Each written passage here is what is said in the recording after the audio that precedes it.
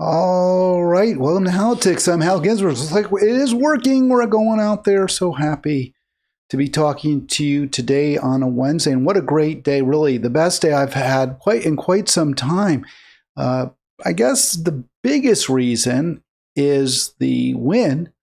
And it isn't over, right? Zohran Mamdani is not officially the Democratic nominee to run for mayor of the city of New York, but it looks really, really good. And I think the odds somewhere told me under 1% that he won't get it. In other words, it's 99% likely that Zohran Mamdani will be the Dem nominee. And that means probably, not definitely, it's going to be somewhat of a competitive mayor's race, but it looks really good for the self-proclaimed democratic socialist. And he is kind of he's a real democratic socialist. I heard during the post-mortem on Spectrum One, that's the New York cable news station. It wasn't on CNN. CNN didn't really cover this at all, which is so rare. Their meat, CNN's meat, is election coverage. They're known as the premier election coverage cable network. And I have to say, I think they have done in the past a really good job. I always go to CNN. I like John King. I like the big board. I think he does a good job. You know, I don't usually like Tapper or Dana Bash very much, but they're professional, I suppose. Chalian is their elections guru. He's sort of a jolly fellow. So I do enjoy CNN's coverage. I was hoping to watch CNN. They didn't cover the New York's mayor race, New York mayor race. New York City has more people than most states. This was a very, very big race, a very, very big deal, the Democratic primary last night. And CNN barely covered it. My take, honestly, I think this is probably right. They had a sense early on that Mamdani would win. And Mamdani has been demonized by the Zionist establishment, by the billionaire class, the backers who also fund CNN, CNN's ownership, CNN's management, and CNN's top anchors. The aforementioned two of their top anchors for sure. Tapper, he's kind of their number one guy, right? They're so proud of Jake Tapper. He won most influential newsman in America last year, I believe it was. He's been really shamed, though, really embarrassed by his attempt really to expose the Democratic establishment's cover-up of Biden's increasing dementia over the past several years and his obvious complicity in that cover-up, right? I mean, he was part of the cover-up that he now claims to have exposed as an author and trying to profit from his own misdeeds. Dana Bash, an avowed Zionist, has often defended Israel's indefensible actions, as has Tapper. Mamdani, a Muslim. Mamdani, someone who said, no, I'm not going to travel to Israel. Israel is not my first stop as mayor in a foreign country. So that is a rebuke to CNN, a clear rebuke. Their influence, to the extent they have much, if any, clearly on the wane when it comes to New York City elections at a minimum. The New York Times clearly embarrassed by the results yesterday. So those are just sort of silver linings to a really nice day, right? I mean, it was a really good election day, an election evening, even more so in New York, far exceeding expectations. We were hoping those who supported Mamdani, by the way, call me anytime, 240-242-5646, 240-242-5646. Would love to talk to you. I see a couple of folks are out there watching, so it would be great to hear your take on this. What do you think this means? Is this a harbinger or harbinger? I think it's a harbinger of better times to come politically. We'll see. We'll see. People are asking, well, will the Democratic Party learn its lesson? I'm curious what lesson that would be, what the lesson would be if the voters get a real choice. They're going to reject the establishment. They're going to reject the elites. They're going to reject the billionaire class. So therefore, we have to not give them a real choice. I think they knew that. Didn't the establishment already know that? Isn't that why there was no primary at all last year for president? I mean, I think the establishment understands how much people hate them. I think the establishment understands that when Americans have a choice, they reject the liberal, in quotes, elites. I think they know that. So they're going to have to go back to the drawing board to figure out other ways to prevent and I'm talking about the Democratic elites for sure. They're going to have to go back to their drawing boards and try to figure out other ways to keep you from getting to vote for people that you want to be our leaders going forward. That's the lesson they've learned. They certainly haven't learned the lesson that, well, we should back candidates who want to raise our taxes and want to reduce our influence and want to give power back to the public. They're not, that's a lesson they're absolutely never going to learn. I've been also disappointed I don't have disappointment. I mean, just the progressive institutions, groups, etc. They basically just lived down to expectation. So I can hardly just say I was disappointed. We'll get there. Also, some other good news, at least for now, Trump's, and I call it Trump's because he's the one who's taking all the credit for it. The ceasefire between Israel and Iran seems to be holding. So that is really good news. So far, Trump is not taking the bait from the news media that is insisting that the attacks on Iran's nuclear facilities really didn't do any damage. And hopefully, I'm hoping they didn't do any damage. We don't want nuclear fallout. We don't want a meltdown. And Iran, at least up until now, didn't have a nuclear weapons program. That's what our director of national intelligence, who's been right over and over, correct? She said, hey, we should be trying to make peace with Assad, not pushing for regime change. These wars in the Middle East have been devastating. So obviously Tulsi Gabbard knows her onions. She has in the past. She kind of pulled away from that under tremendous pressure from Trump. But I think it's clear that American intelligence has failed to come up with any evidence that Iran was developing nuclear weapons. Now, again, that may change. Obviously, they're going to be afraid after they were attacked by Israel, after Israel killed, I think, over 1,000 Iranians in their last sallies. So they're going to be really nervous about that. And they may try now, after what Israel did, after what the Israeli military did, to develop weapons. We'll see what happens. But so far, there is a fragile ceasefire that seems to be holding. Of course, we said that before in the Middle East. And there may even be possibly, and I really rarely if ever talk about this, because I don't want to get my hopes up. I don't want to get your hopes up. So when there is an actual ceasefire announced and it holds, I talk about it. But when there's back chat and there's scuttlebutt and there's rumors that, well, maybe Bibi's finally going to negotiate and he's finally going to stop, wave off the killing, the genocide, every now and then you hope that might be true, but we'll see. We just don't know whether that's going to happen. So I don't really want to focus on my optimism, which I have a very, very tiny little bit that maybe Israel will stop killing Gazans in such great numbers. That hasn't happened yet. I've got a caller. Just hold for one moment. I promise to get to you. Here's Anadolu Ajansi. You can see it June 25th. That's today. 56,100 is the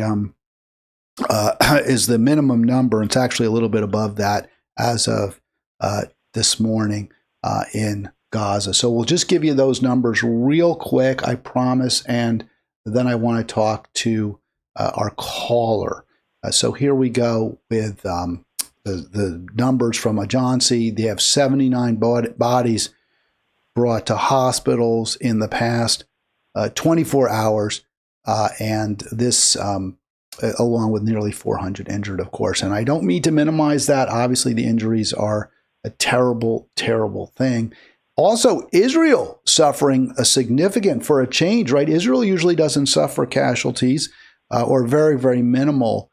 And even here, of course, it's less than 1/10, 1/11 as many Israeli soldiers died as the 79 that they killed yesterday. But still, 7 dead soldiers in Gaza, Israeli soldiers, that is. And this will pressure, this is what I was talking about, pressuring Netanyahu for ceasefire. So, I do lament all life, right? I talked about this. I've been criticized for not centering Israeli deaths, for not being apparently concerned about the Israeli casualties that this war has wrought. And I am concerned about them. I mean, they're human beings. I don't want anyone to die. But it is very, very honestly, I'll be honest with you, harder for me to have a lot of sympathy for Israel because they have shown zero concern for the lives they're taking in Gaza. And even if you say, well, but the Gazans don't care about Israel and Israeli lives, they take Israeli lives when they can, I would say that's true. But as I've said over and over, Israel is the oppressor. Israel has the power. Israel is the wealthy country. Israel is persecuting and committing genocide. And when you do that to a people, they're going to hate you. They're flat out going to want to kill you. And we are, of course, seeing that exact situation play out. All right, last slide here, and then you get it. We'll get to our caller. Since October 7, last slide on Israel. Israel and the U.S. have a minimum of 56,156 Gazans killed. And that includes 79 yesterday.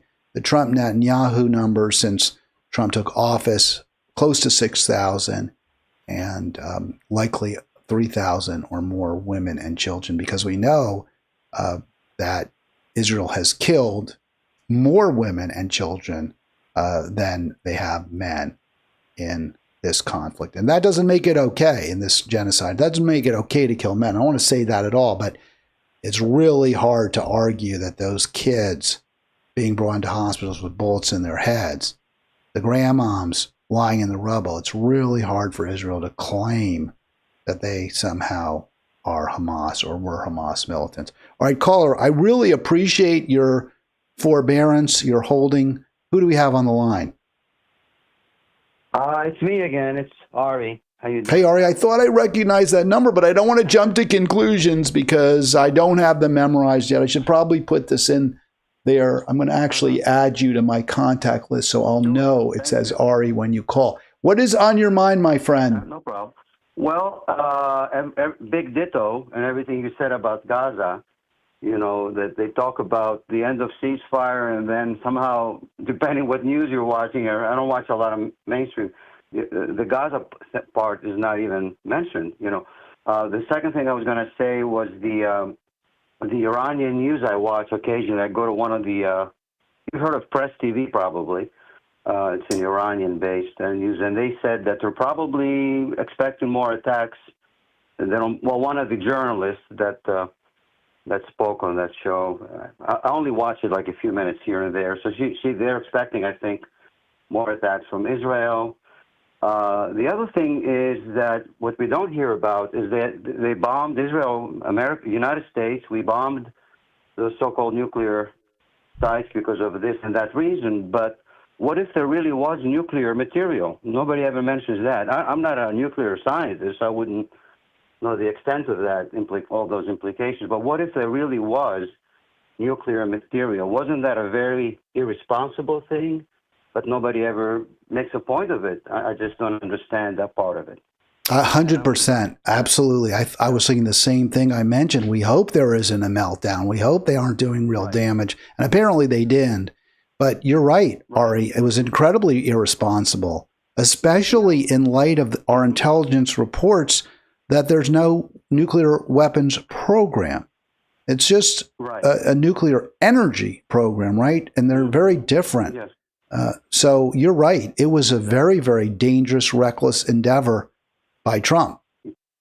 And of course, Israel insists that they were. So okay, if they are, is this the way to go about it? It seems like there is no. I'm sure everybody will agree. There's no diplomacy. The foreign relations is a really weak spot. I think it's going to be. It's like the Achilles heel. And those are just those little things I wanted to mention. There's probably more we can get into, like the numbers of the deaths. I think there's different reports now telling, not the regular mainstream, but other ones that I do watch, and they're pretty reliable. They're ex-government officials. Many of them. I know you heard of Judge Napolitano. That's one of the ones I watch. But anyway, that the numbers are much higher. They could be in the hundreds of thousands, especially in terms of Palestine, in terms of Gaza. The Gaza, yeah. It could be maybe even as high as 370,000 or 400, because the numbers will really increase based on the numbers. I don't know how they make the calculation, but the people that disappeared, under the rubble, those people are not being enumerated in the statistics. That's the way I understand it. So the number, there was another one from Lancet, I think, that you've mentioned before, the English journal, I think it is, Lancet, that did mention it's going to be maybe double or triple than 50,000. But yeah, so that was the other thing. There's so many other things to talk about with it. It's incredible, the duplicity of the media, and it's very horrifying. It's very, very depressing, to say the least. Like, people want to go back to their normal lives and not hear about this in the news every day. Every day there's another. Well, yesterday was 80, I think. Every day is 50, another 80. It's like they're peanuts. It's just get another 100. Who cares? And that's it. Just it's just glancing off people's skulls. I think there's a numbness to it. There's a unwillingness to acknowledge the scope of the horror. But I don't know what you do about that, Ari, because we have to talk about it. This is the crime of our time. Yeah, you're one of the few people that actually does that. That's why I listen to your show. I sometimes miss them. I missed a couple of your programs this week. But yeah. Oh, shame on you, my friend. How dare you? No, of course I'm teasing. I just appreciate you. I really do. I appreciate your support and your kind words. And Arlen was Arlen yesterday, right? That was the yesterday show? Arlen was yesterday, Arlen? Correct. Yeah, he made a good he's a good pullback on your it's a nice pro and con discussion you guys have occasionally, and he made a good point about the Democratic Party, looking at the things, look at what's going on with Mamdani, what's his name, in New York, that maybe it does need to be reformed, because these smaller groups, these smaller parties like the Green Party, they're not going to have a huge chance really. But if the Democratic Party can get its act together, like, and get people on, like this gentleman in New York now, it does have a chance. So maybe reform is the way to go, rather than completely giving up on it. So I do agree with. I think you kind of agreed with it a little bit, but I like what Arlen said about that. Yeah, I'll respond after your call's over to that point. Thank you, Ari. Thank you, Hal. God bless. All right, appreciate you so much. Wow, really, really, really appreciate Ari. And of course, now we have the line open if you want to call in 240-242-5646. And, listen, I think you should vote for the best candidate who has a chance to win if they're good, right? If my litmus test is, are you going to make things better? Or are you going to make things worse?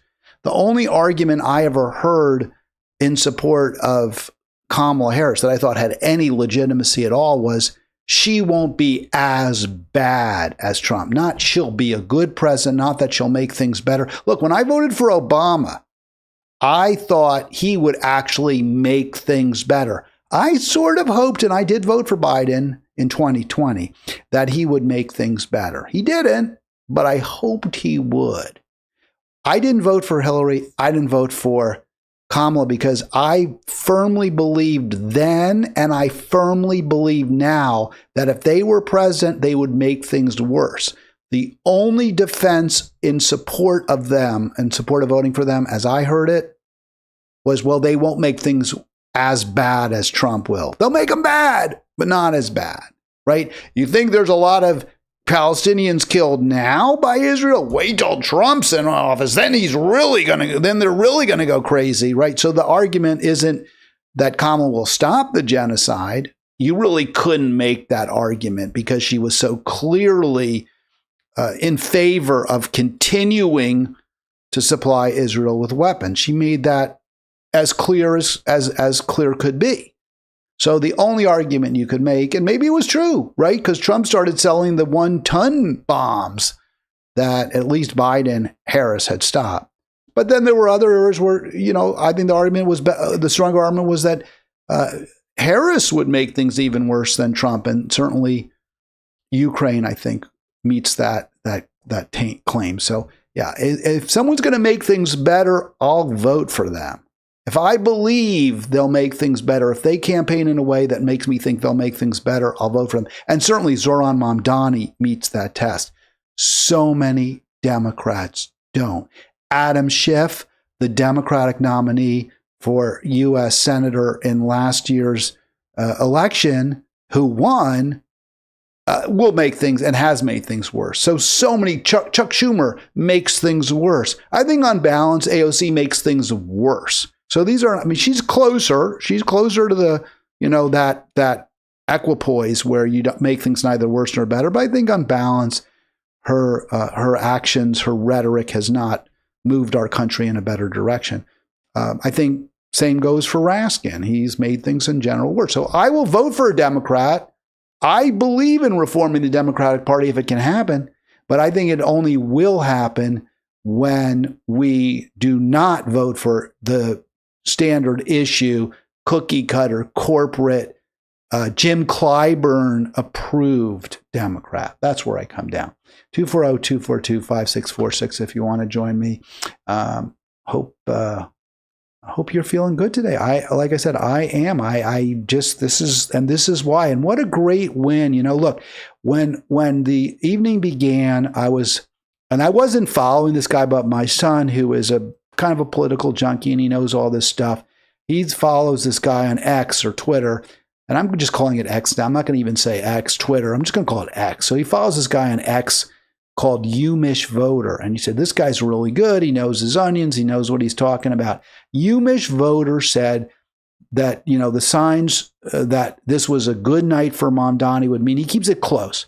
He loses by 3% or less, right? So the argument was Cuomo is likely to win on election night the first place votes. He'll have a plurality of first place votes. It's ranked choice voting. You got to get 50% plus one to win. So the general presumption going in was no one's going to get close to 50% in the 2021 election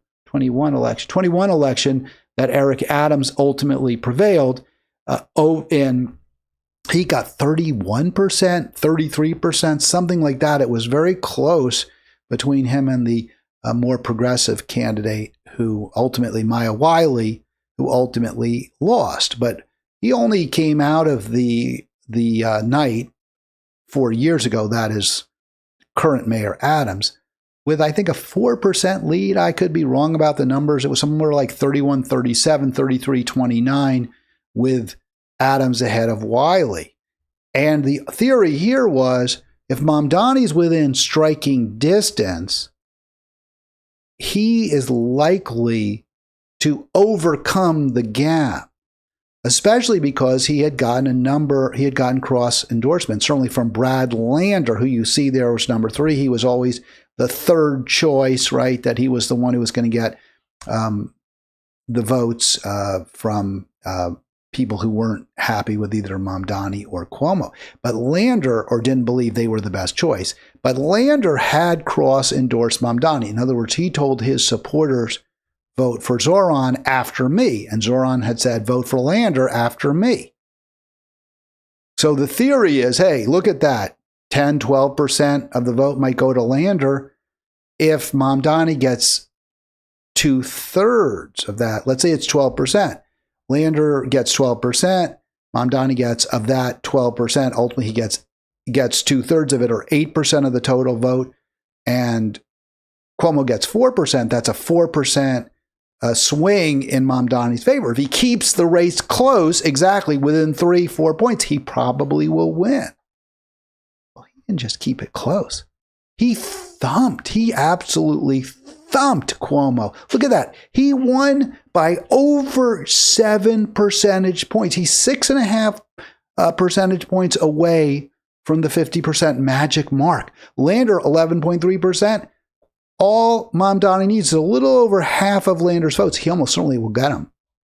Lander said, don't vote for Cuomo. Lander celebrated Cuomo's defeat at his party. Cuomo basically conceded. I mean, it's not over, right? Adrienne Adams, number 4 on that list, and everyone else is like way down. But Adrienne Adams at 4.1%. She did not cross-endorse Mamdani. Unfortunately, she should have, but she certainly didn't support Cuomo. She has been very critical of Cuomo all the way through. It would be really quite astounding, to be honest with you, if Cuomo somehow can jump that very sizable gap between him and first place Mamdani. So this is a great win. This really is. And I was also pleased to see, honestly, maybe this little schadenfreude, joy in other people's misfortune. I was pleased to see Jessica Ramos, who had endorsed Cuomo, cross-endorsed Cuomo.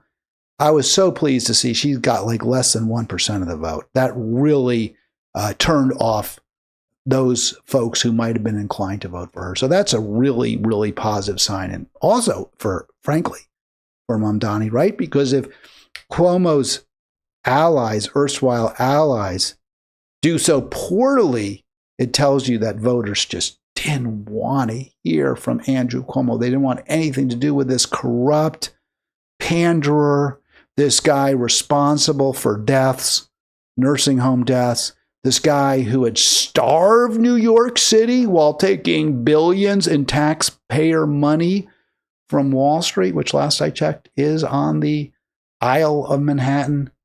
This guy was blamed, despite the New York Times' absurd editorial insisting that the terrible, terrible challenges facing New York City could only be solved by the man who caused them. And of course, voters saw through that nonsense. One other really positive, I think very, very positive result was that Black voters did not vote monolithically in support of Cuomo. That was kind of his backstop, right? Was, well, he's getting well over 50% of the Black vote, and maybe he did. The two. I think he won. I think Cuomo did win 2 of the 5 boroughs. He won the smallest by far, Staten Island, Richmond County, but not by the margins he needed to win. It's much smaller. There were well over a million votes cast. Total, Staten Island had about less than 20,000 of them, so under 2% of the vote. And Cuomo won that by 2,000 to 3,000. Just wasn't nearly enough to overcome the big, big losses he suffered in Queens and Brooklyn. And he narrowly, I believe, also won Manhattan, which was somewhat of a surprise. People thought, well, there are a lot of African-American voters in Manhattan above 96th Street in Harlem. And Harlem districts did not go, certainly not overwhelmingly, for Cuomo. Now, Cuomo did win the Bronx, which also is probably, I think, the highest percentage of Black voters in New York City. I'm not really sure. He won the Bronx, but again, a smaller borough compared to the big 2, really, Queens and Brooklyn, and then Manhattan also. Very, very, very populous. So a great win for Mamdani. Here's what UMich voters said. I do not see a scenario where Mamdani will not be the Democratic nominee come RCV final rounds. Also, the theory that he will very likely be the mayor. Now, that is a much more unclear, much more tenuous.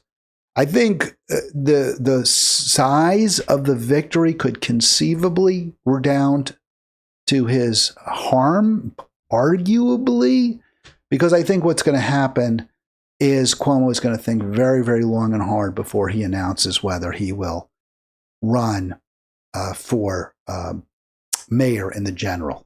Because he's got a couple of these parties. There's the Women's Equality Party. I don't think they're on the ballot. I don't think he has enough signatures. But there's another sort of third party, off-brand party that apparently Cuomo could conceivably run on the ticket.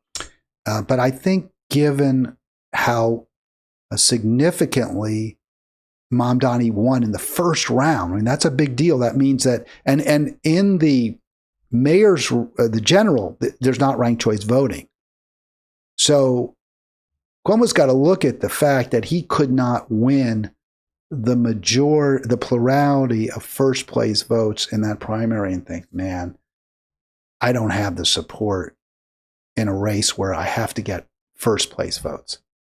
Now could arguably, probably, I think that's good news. Look, I don't want Cuomo running in that election, and I think the best news is that clearly the Democratic Party appears to be, the New York City Democratic Party, voters clearly is coalescing behind Mamdani.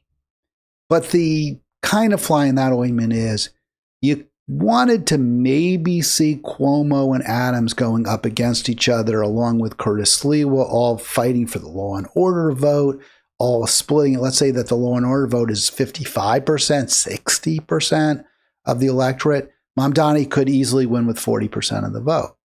So that's the scenario where having Cuomo in the race in a way helps, because he takes votes from Adams, and Adams takes votes from Cuomo, and Sliwa takes a few also. There's an argument here that now the anti-Mamdani vote can all coalesce behind Adams, and that anti-Mamdani vote would be certainly the Orthodox Jewish community, which is large, but it's not that large. And maybe the African-American community. But that argument that the black voters are solidly against the Democratic Socialists, that they don't trust Democratic Socialists, that they view the Democratic Socialist movement as antithetical to the kind of identity politics that maybe certainly many black politicians practice. The Jim Clyburns, right? The guy, who is he? The one, he's a CNN contributor. He's he's from South Carolina. I can't remember his name. He's always, he was a hugely in the tank for Kamala, hates Bernie. So though that strain in the African-American voting community, the theory was, well, they would, Bakari sellers, by the way, that's who I was thinking of, Bakari sellers. So people like Clyburn, who endorsed Cuomo, Bakari sellers, who just never could say enough cruel and mean things about and untrue things about Bernie, that strain could all join together to defeat Mamdani by backing Adams. I think that argument, that theory, took a huge blow yesterday because of the size of Mamdani's win in terms of first place votes yesterday. So we can only hope. Now here's another guy, right? So the first black president also endorsed Cuomo. There he is. There's the two, and what a surprise, two sexual harassers, right? They're right there together, kind of enjoying a moment. Didn't help. Yeah, I think I think the voters have moved on. They've moved on from that corrupt establishment Democratic Party. Does that mean that you're going to start to have really good options, better choices, good choices? No, I wouldn't count on that at all. Voters have moved on from that Democratic Party. But the elites, the people who write the checks, they sure as heck haven't. And they never will. You'll never win them over, because the Chuck Schumers of this world, they don't care about you. They want to win elections, sure, because their wealth, their power, the Nancy Pelosi's, the insider trading information that they rely on to get ever richer. They need to be in office to take advantage of that. But they're willing to give up office. They're willing to lose their majorities as long as we don't have a society where everyone has enough and no one has too much. Because they have way too much, and they're very happy in that place. It wasn't just Mamdani's win that we should celebrate. It was and by the way, someone texted me yesterday, you must be happy about Mamdani's win. And yeah, I am pleased, of course. But I think that kind of misses my point. My point is not for me to be happy. My point is that I want a mayor who represents all New Yorkers, and most particularly poor, struggling, and working class New Yorkers. That wasn't Eric Adams. That isn't Eric Adams, I should say. That most certainly wasn't Bloomberg, right? I mean, this was the richest man in the city. He was the mayor. So, no, he didn't represent all New Yorkers. He couldn't care less. He even said that New York's a special city. It should be for special people. Yeah, we're not going to try to make it affordable for the rank and file. This is the playground of the billionaires like myself. So, no, they haven't been on the side of working people. Hopefully, look, I don't want to get ahead of myself. There's skepticism about Mamdani, and I get it. There can be skepticism about, and should be about, every single Democrat. But still, this is so much better than, the alternative at this point. Want more? Enjoy what we're doing here. Join us on Facebook. We'd love to see you on Halitics on Facebook. Our group there, really, really happy with the group and the ferment, the intellectual conversations there. Love to see you. Also want to urge you to subscribe. Now, I am going to get into my bashing of my former employer. Some people think that's sort of unseemly. I shouldn't do it. Or you work for Our Revolution. Why are you criticizing them? And hey, I'll criticize myself. Some of the work I did there, I'm not real happy about. Some of the pro-establishment work, especially when I was working to keep Trump off the ballot. I don't think I shouldn't have done that. It was wrong. But hey, I got paid for it, so I guess. And I didn't think it wasn't so terrible. I mean, Trump is really bad.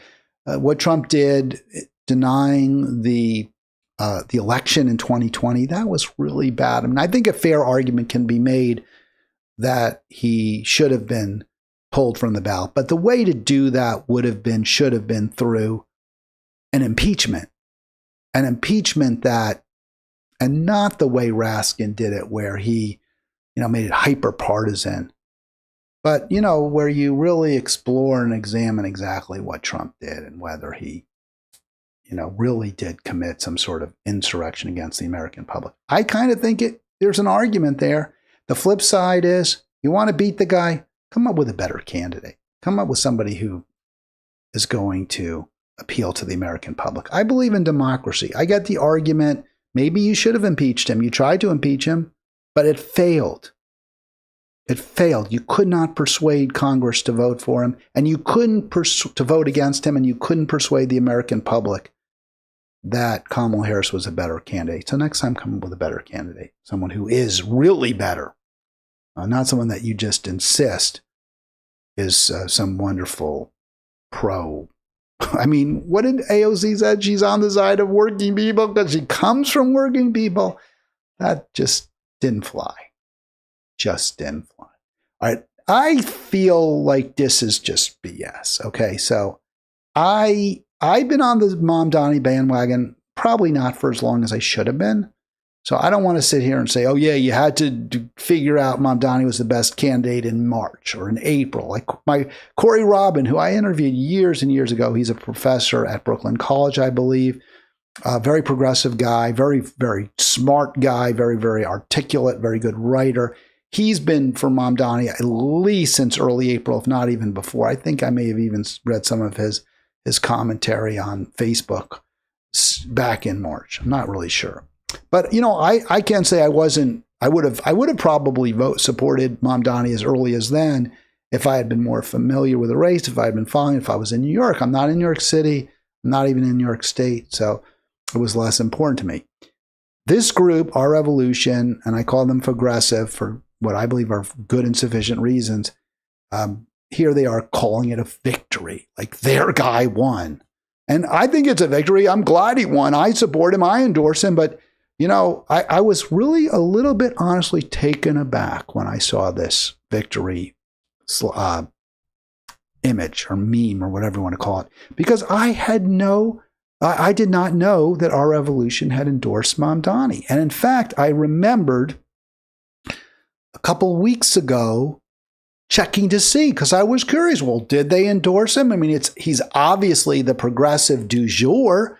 You should, without question, endorse him. He's a democratic socialist. You're the party that brags about your ties, your close ties to the Bernie Sanders movement, a self-avowed democratic socialist. So I was like, well, yes, you should have endorsed Mamdani, but did you? Why are you, is this just a parade that had already started and you jumped in front of it? So I wanted, I was really curious, and I actually asked. I asked in the comments, where they got a boatload of comments. People were really excited about this. I was like, well, when did you endorse him? It feels like you're very late to this bandwagon, and you just want to get in front of it before it's over, right? That was sort of my sense. You want to get in the queue before it's over, but instead of being in the queue, you're jumping it and like bragging about it and taking credit, right? Calling it victory like it's your victory.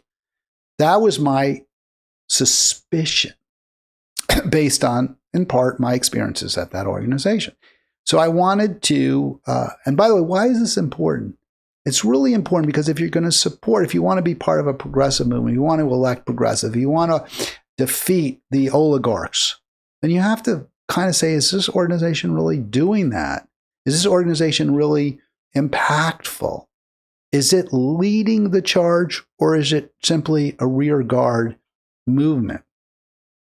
So I looked at this, I wanted to find out, hey, how far ahead of the curve, if at all, was our revolution? Were they with Mamdani when he was in the single digits? Were they calling voters in February, March, April, when he was still, by mid to late April, I think people realized this guy was a force. But were they, did they get on board then? Because you're supposed to be a leader of the progressive movement, not a follower. You don't just sort of endorse him as an afterthought because you finally think he might win. You're not leading. So I went back to my revolution reports. They used to come out every week. Now they come out every few weeks. They're not regular anymore. And this was date, you can see it. I put the date there. Let me make sure you can see it at the bottom there. Date June 7, 25. So 4 weeks, 3 weeks ago, something like that. 2.5 weeks ago. Not even 3 weeks, right? Because 21 days. So just a little over 2 weeks before Election Day, which was the 24th, yesterday. This came out on June 7th. New endorsements. This is the revolution report that came out, the most recent one, the one that came out just before the most recent one before the election. New endorsements. So I looked through this because I wanted to know. I really did. I was like, well, maybe they endorsed Mamdani in that June 7, which would be somewhat tardy to the party. And by the way, I'm not exempting myself. I was a little tardy to the party too, but not this tardy. Not this tardy. So June 7. Now, they endorsed a candidate. It's true. Our revolution did indeed endorse a candidate running in the New York City primary yesterday. But he wasn't Zohran Mamdani. He was, I'm probably butcher the name, but Adafe Akporo. And I think he was probably a worthy candidate. I have no reason to think you shouldn't have endorsed Adafe Akporo. But I mean, the question has to be, who's Adafe Akporo? New York City Council, District 7. This isn't a state assembly, which is what Mamdani came from. This is, and the council's important. The city council is really important. It's not like the mayor. And Akporo, by the way, did not win. He lost badly. He got 25% of the vote. The winner got over 60%. Ranked choice voting doesn't kick in because the winner Abreu got over 60%.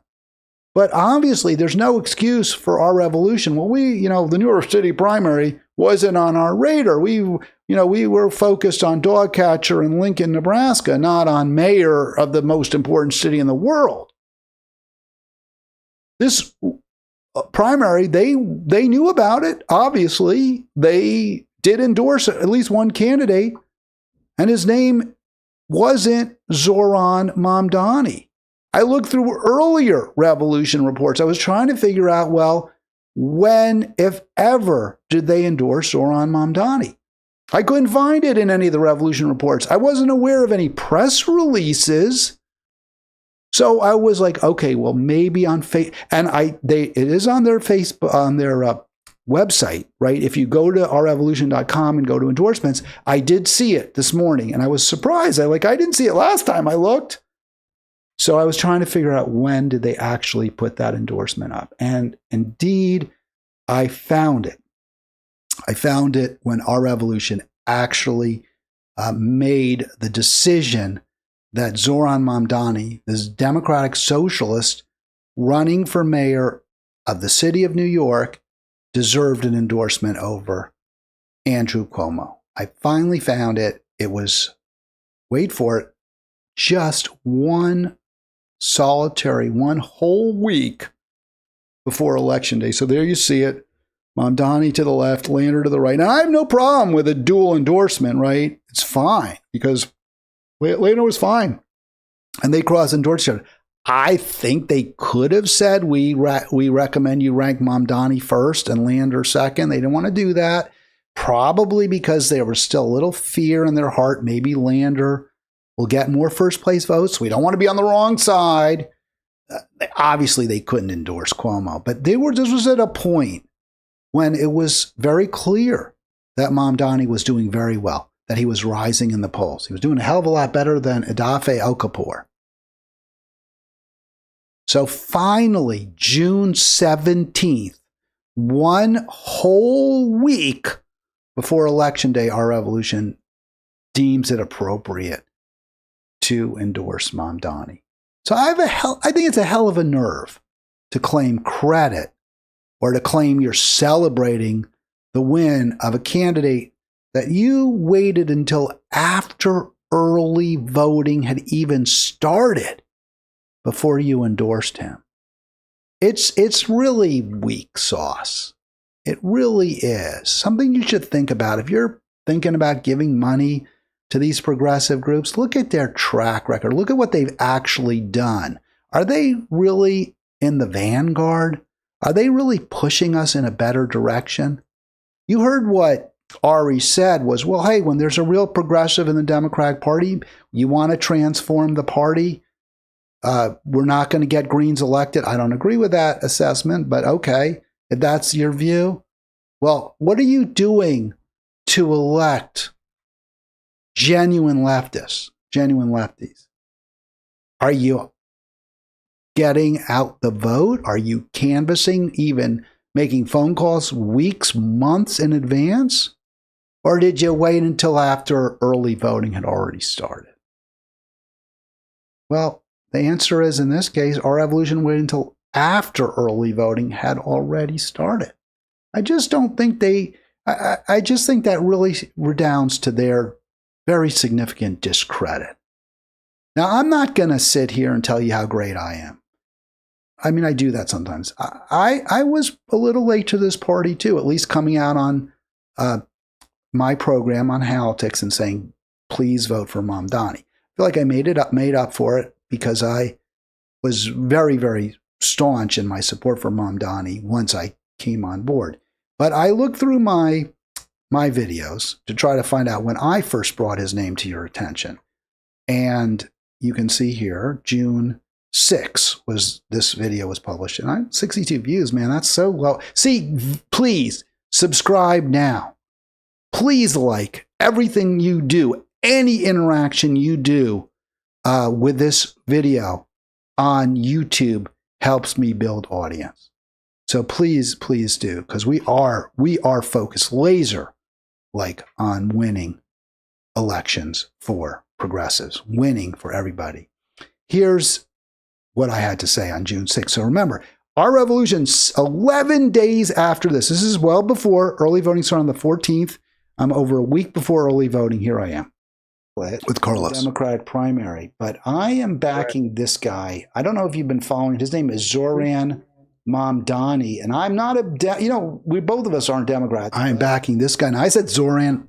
Sorry about that. I got his name wrong. But right there, June 6th, I'm backing him. And then I kept talking about him over and over. I mean, there's a number of different videos where I talk about why he's the right guy. So if you're looking for some sort of credibility, if you're looking for somebody who has gotten tried to get in front of progressive candidacies and push them and promote them, I think we know who isn't where you shouldn't go, and that's clearly our revolution. I want to get some really good commentary here. By the way, I started late.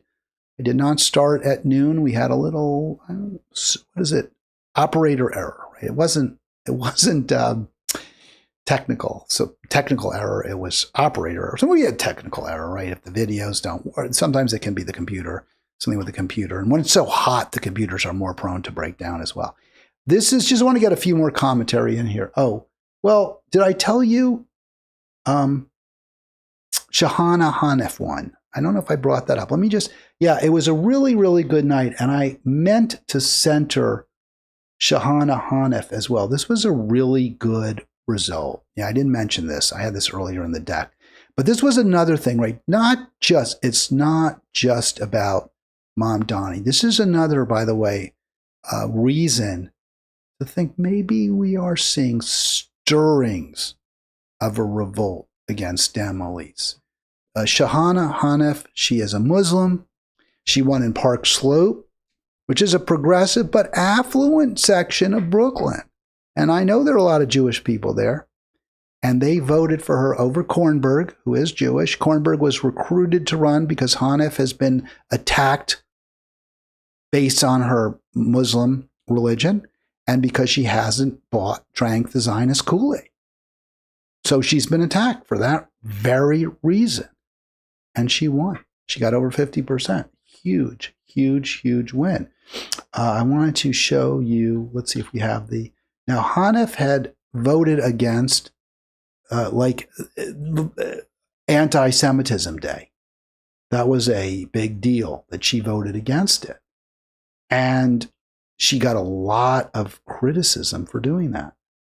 Now, of course, it was purely performative. Of course, it was meaningless. Of course, it wouldn't have made things better for Jews who are not under any kind of attack in Israel, in New York. It was just crap. It was just crap that they were pushing. So the fact that Hanef was able to defeat the billionaire backers who were trying to unseat her, the Zionist vote, AIPAC, I mean, you reading what the New York Post would say about her, the Hasbara, designed to try to just discredit Shahana Hanef at every turn. And they couldn't do it. They couldn't stop her. So this is really, really, really good. And I want to just show you what from her, this is the New York City Council's webpage. So I think it's pretty credible. I just want to put this up real quick. Why I think this is really a big deal that she was able to win. She voted against Shahana Hanef. And this is not, by the way, I want to just be real clear. This is the New York City Council webpage. This is not Shahana Hanef's page. She voted against End Jew Hatred Day. Purely performative, nonsensical day that was basically designed to throw sand in the face of the anti-Israel, pro-Palestine protesters around the city. This was November 24. This was at the time when you had many, the various encampments had already been shut down. There had been a real crackdown against pro-Palestine protesters at Columbia University especially. And so Hanef, recognizing that this really was an Islamophobic bill, that this was pandering to the Orthodox Jewish community, she said, no, I'm not voting for it. And the fact that she won is just awesome. It's just friggin' awesome. So, woohoo. Hanef. Okay, last couple more points just want to talk about. From I don't always like Nate Silver, the Oracle. I call him the Oracle somewhat ironically, but but also somewhat accurately, because the guy's got a pretty good track record. And I get his silver bulletin. I don't subscribe. I don't pay for his stuff. Fortunately, he provides some for free, which I do appreciate, Nate, because it's good. Some of it's really, really good. And this was, I think, a good piece. Zohran delivered the Democratic establishment the thrashing it deserved. So well done, 100%. Love the message there. And yeah, again, don't forget to click subscribe. There's my subscribe button. Click like, click the whole dot. So the Democratic establishment backed another tired, entitled, I would add corrupt, they don't want to say that, entitled candidate, or he doesn't want to say that. God knows why he doesn't want to say it. Voters finally had enough. 100% on that. And just a little more, just some takeaways to really put in perspective what a big deal Zohran Mamdani's win is, why it really, really, really matters.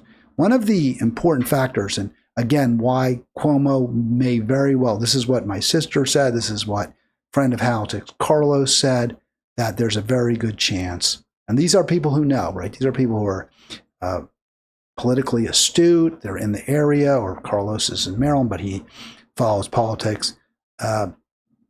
There's a real likelihood, I think, that Cuomo doesn't run. First of all, the turnout was big. People weren't like, yeah, we'll worry about it later. Cuomo's got this in the bag, and even if he doesn't, we can vote for him in November. That wasn't the attitude.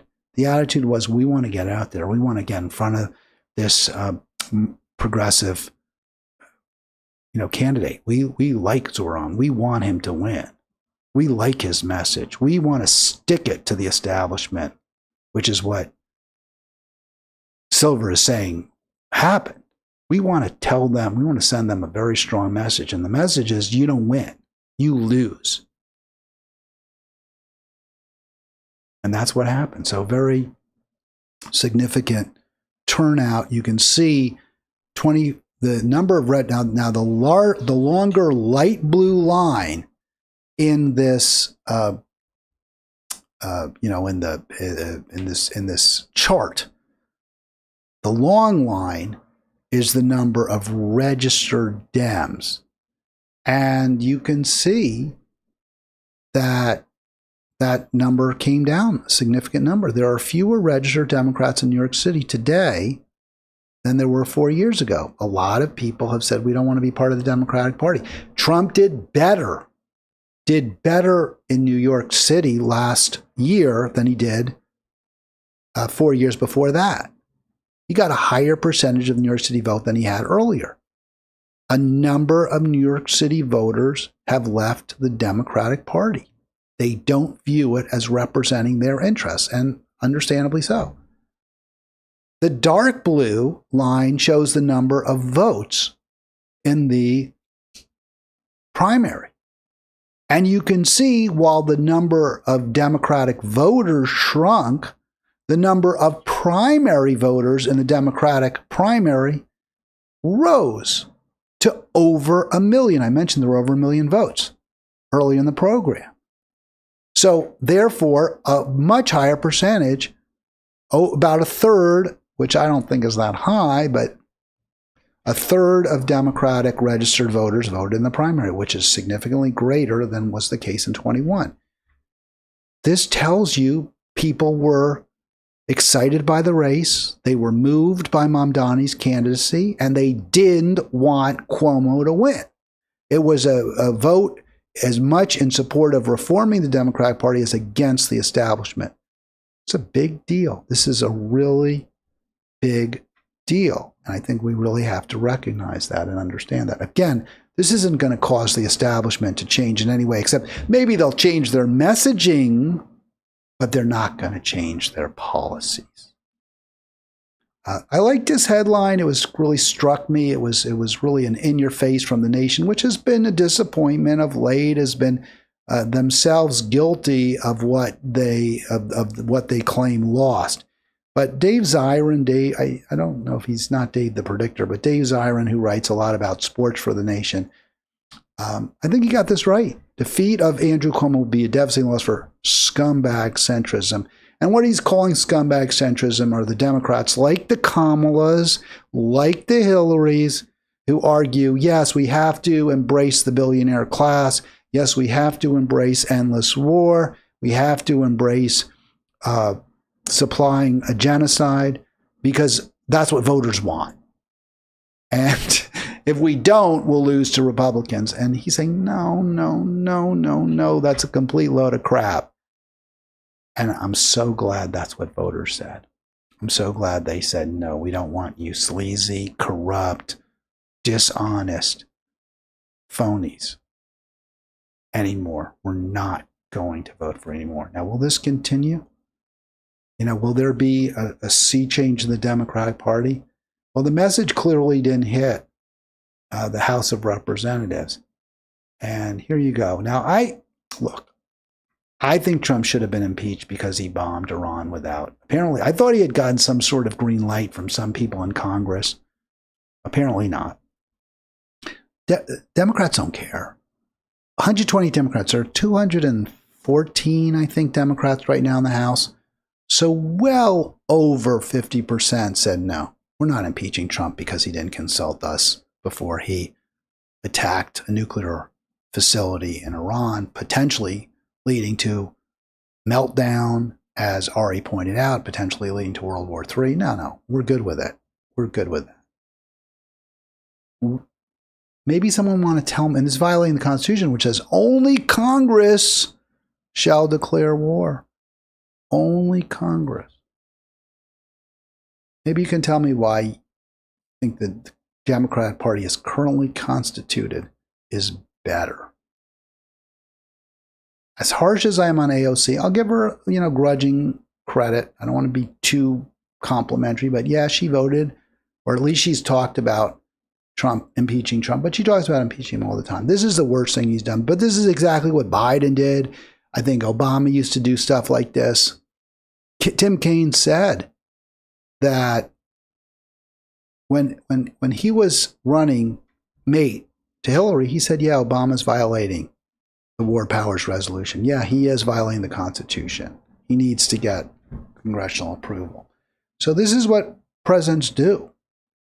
And the fact that Democrats have done it doesn't excuse Trump. And the fact that Republicans do it doesn't excuse the Democrats like Biden and Obama, who routinely bomb people, target people, commit acts of war without getting authority to do it. But you'll never see Congress taking real steps to rein it in. Not when you have a Congress that's run by Democrats and Republicans. So Al Green, I do think he's a bit of a grandstander. I do think some of this stuff is performative. But the bottom line is, Green's right. President Trump's unauthorized bombing of Iran constitutes a de facto declaration of war. No president has the right to drag this nation into war without the authorization of the people's reps. 100%. And yet Democrats vote against impeachment. So there you go. That's your Democratic Party. You're welcome to it. Maybe, just maybe, we are starting to see a real change. You can hope. I can hope. That's going to do it for me. I will be on tomorrow, and hopefully, fingers crossed, that ceasefire will hold, and maybe even the possibility of less killing in Gaza looms. Enjoy the rest of your day.